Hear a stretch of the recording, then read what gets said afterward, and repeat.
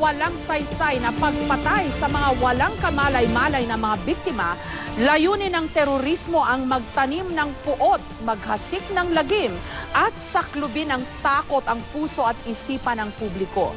Bagamat hindi pa malinaw sa ngayon kung sino ang nasa likod ng pagbobomba kahapon sa Cotabato City, klaro na ito'y terorismo.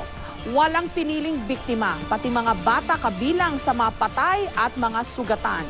Nararapat lang po na pagtuunan ng pansin ang kaso at gawing prioridad ng mga otoridad ang pagtugis sa mga suspect. Mahirap pong mabuhay sa takot. Bagamat malaki ang magagawa ng gobyerno laban dito, kailangan din ito ang tulong nating lahat, lalo pat ang mga terorista, patraidor kung tumira at walang konsensya.